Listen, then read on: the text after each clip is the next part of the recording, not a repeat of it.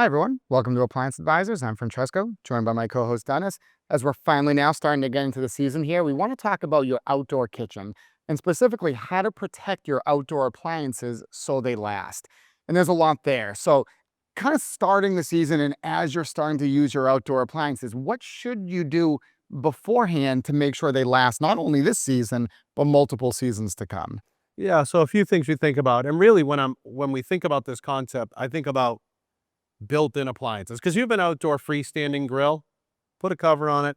If you're in the Northeast, take it in the winter ideally. Yeah. Although a lot of us grill outside, so I leave mine out too.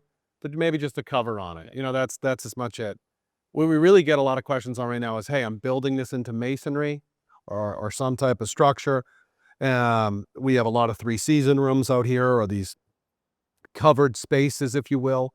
And they want to know, all things protection, how do we use them? And one of, like, for instance, one of the first things you talk about, the grill is the grill, right? We really say cover it.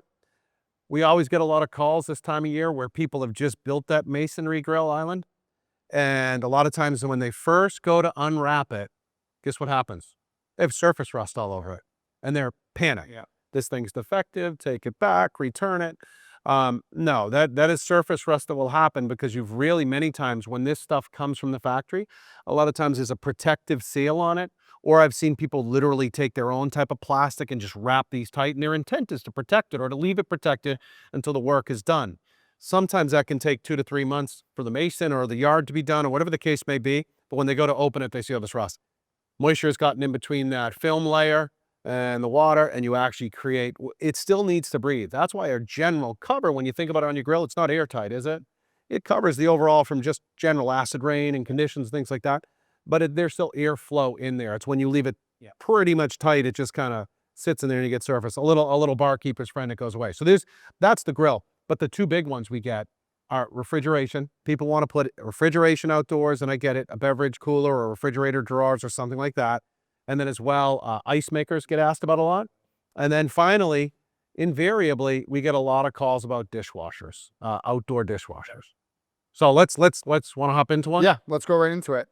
And start even like those kind of different appliances there. Let's start with like with the beverage center, with the ice maker, like anything special you need to do on that before the season, after the season. Like how do you keep that going? And especially in a climate like ours. So it really starts, where we see a lot of these are down south, right? I mean, or out west where it's much more temperate.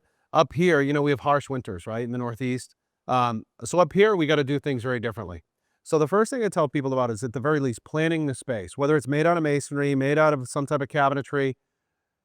If you're in a harsh environment that has that elements of highs and lows or snow and whatnot, you want to think about whatever you build, giving it some flexibility. So think about the floors that it's on, right? So if it's in a three-season room, some people do these indoor-outdoor hardwood floors, but you don't, or just masonry, you just don't want to keep it so tight. You want to give some buffer to be able to lower the legs, say, for instance, on a beverage cooler or an ice maker, and be able to remove it for the winter. You need to remove anything with a water line or any of those beverage fridges out, because what happens is many times if you get snow on them, it just sits in that exposed gasket. I don't care whether it's a drawer or it's a fridge or it's an ice maker, they have some form of a gasket. And invariably you get mold and everything else coming in, and really stuff gets in there, and now it's just sitting and it's kind of, snow is just sitting in its compressor. So think about when you're planning the space, is this a space that I can be able to disconnect and remove it easily enough to maybe store it in a basement or in a more temperate climate in the off season? And obviously, the only units you would want to put out there anyway are ones that are outdoor rated. But even those ones, you still really need to bring those in. Yeah, it's kind of misleading that it says outdoor rated. The other thing there that I will say is, and we've talked about this, that ice makers just in general to protect them, whether they're indoors or outdoors, is absolutely you want to make sure you're thinking about that the air can move in and out of these, to your point, that, that they're made to go outside. And in most cases, they need some type of venting in the toe kick or air movement so they just don't sit on a 100-degree day and then produce heat themselves and just bake themselves. But as well, you want to just think about, specifically, can you actually physically get them out? Ice makers as an example, cleaning them. You have to get them out of there to clean them. You got to be able to access it. they require cleaning every 30 days. And most people put them out in the beginning of the spring Yeah. and don't think about cleaning them till the end of the summer. And there's a protective thing. You're dealing with a service call or not ice production or something like that. So there's one. The other one too is the water lines. And that's why there's really one outdoor ice maker. I mean, a dishwasher rather, that has a water line as well. And that's ASCO. And the answer is no. Nope, Northeast, do not do it. Period. End of story. Ever, never, ever. Period. Nothing against ASCO. Yeah. There's a reason no one else 110% makes failure them. rate. Yes, there's a reason why. You know, one person said, hey, we're the only one bold enough to do it. I said, you're the only one dumb enough to do it, frankly, because then it wasn't ASCO I was talking about. But, you know, these people that make these niche products, why isn't everyone jumping onto your good ideas? There's a lot of good dishwasher companies out there. It's 100% fail. It just is. Because maybe not in other parts of the country where it's more but up here in the Northeast, it is a fail rate. Absolutely. Because you never take them out on time.